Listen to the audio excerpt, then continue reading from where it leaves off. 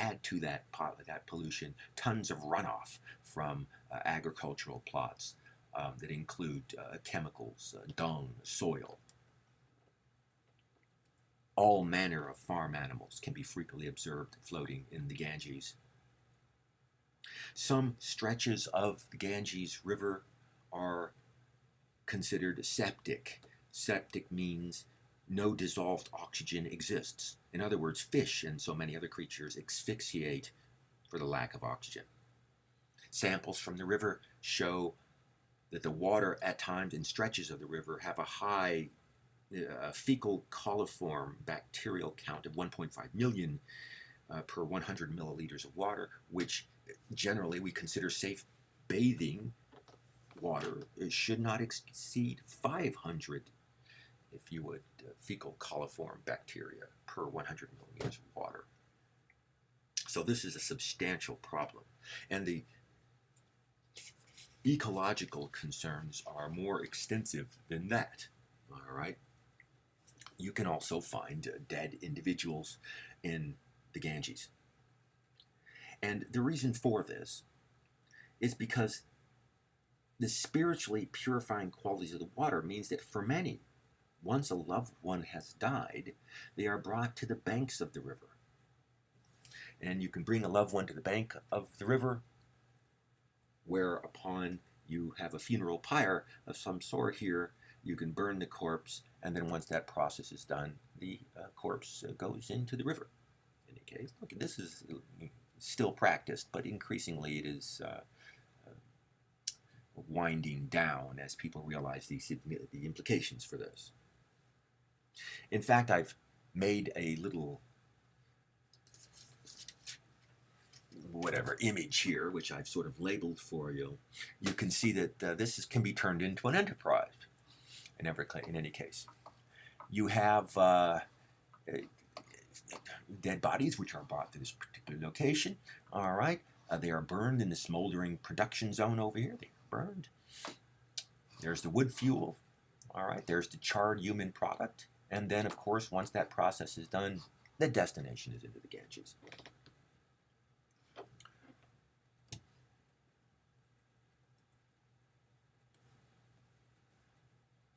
Here, as is indicated, you can find various domesticated creatures deriving nutrition from the banks of the Ganges. This, as you can see, for a country advancing and wishing to further advance into full development, is a problem.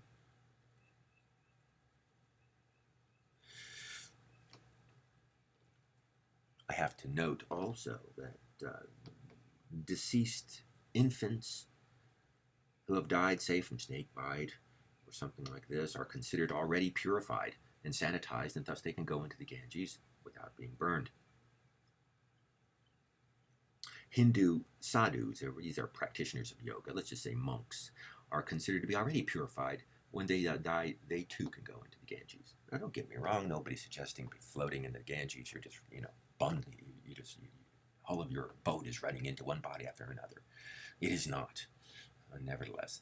But it is, certainly from a Western perspective, an exotic reality that you might encounter. However unlikely, nevertheless. Okay. So you can understand why the traditional bathing in the Ganges is problematic. The Ganges is, quite frankly, a health concern. The Indian government knows it. You can imagine the health issues, especially with the circumstances that we are dealing with presently here in the United States. But the government recognizes it and, of course, would like to curb this activity. These are the steps that one goes to bathe in the Ganges. They're called Ghats. And you go to the Ghats and you bathe in the Ganges. But it is problematic. It is problematic. Now, I would ask, ultimately governments, certainly lower level administrators, recognize the implications for exposing people to problematic pollutants in disease-bearing waters. You might ask, Well, why don't they try to put a stop to this? Well, it is trying to be curbed, but it's not so easy. You see, underdeveloped countries have a higher degree of religiosity. In fact, there's an inverse relationship.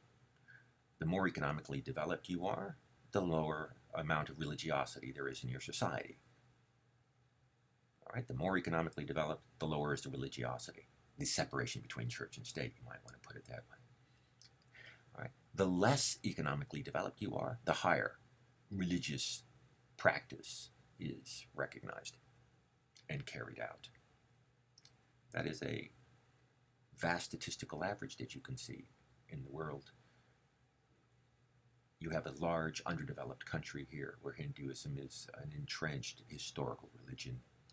Now, can you understand how it's going to be difficult for the government to go and saying, please don't bathe in these waters, when these waters are essentially considered holy water? You understand how that conflicts with the perception of holy water. In any case, some of you might be good Catholics and you can remember various ceremonies where you had to take in the body of Christ or some symbolic wine, which was the blood of Christ or something like this.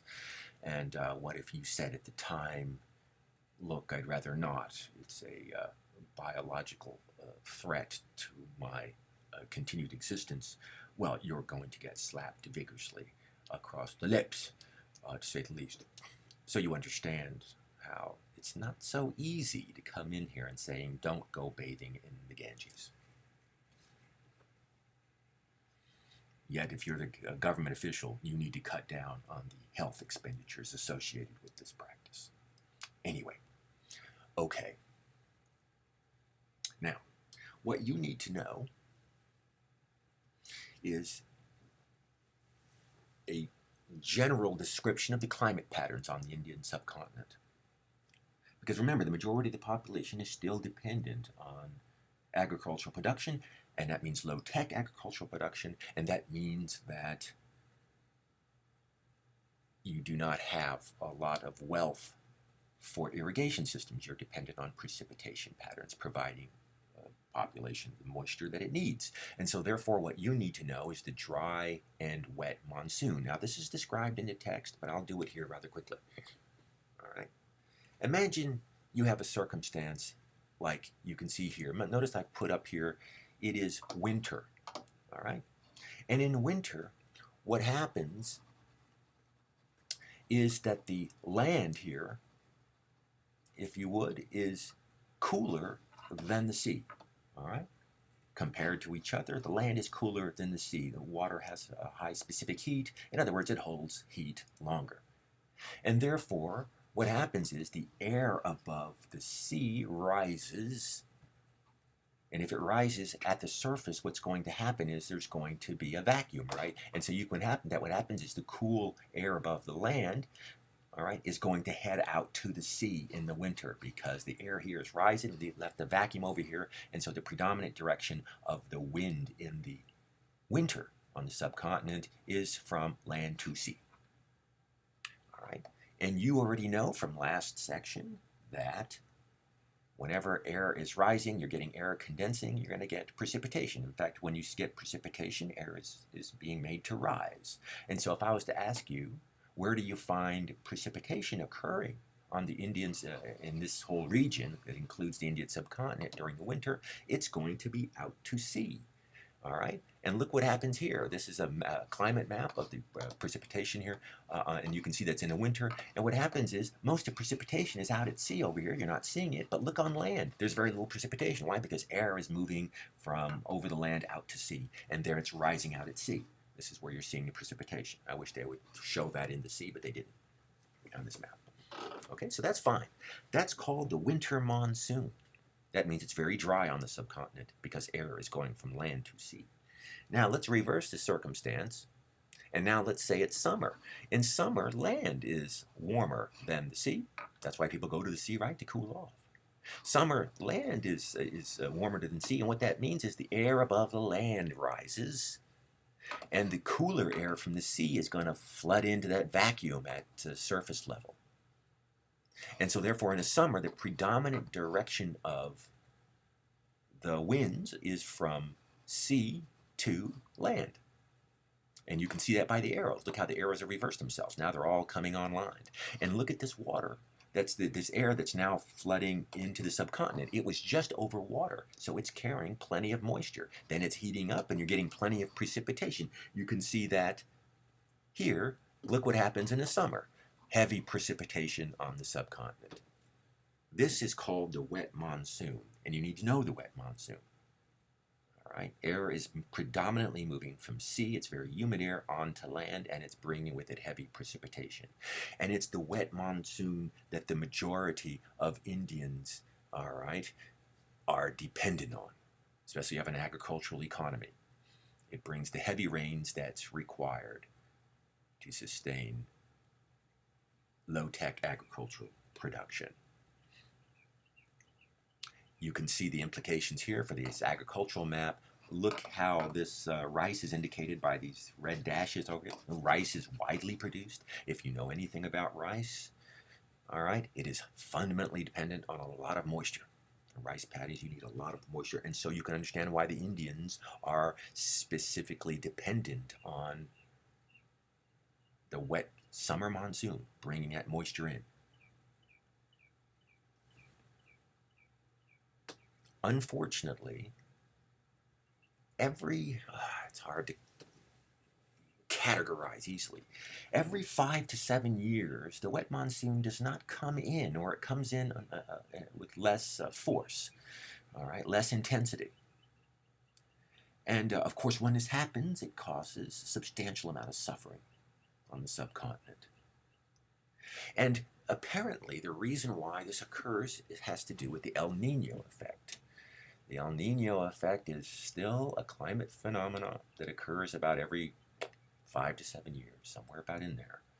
And it's not well understood yet. It's initially detected by slightly warmer waters in the Western Pacific, and what happens is this reverses major planetary flows of air and currents, and the result is that agricultural production is thrown off. This is specifically a problem in the underdeveloped world that's still disproportionately reliant on it. So unfortunately for India, that occurs periodically, bringing with it a substantial amount of grief. I believe that one big year was 1946, where you can see indicated by this photograph of a drought. There have been other years where you also had substantial amount of grief associated with this phenomenon. Now, obviously for a developed country like the United States, the El Nino has an effect as well, but the country is much more technologically developed and can withstand natural phenomena to a greater degree. It's not unaffected, but to a greater degree in any case. Now, I've talked about India being an underdeveloped country, some classic cases, some classic indicators. Let me give you a couple of more indicators of being an underdeveloped country.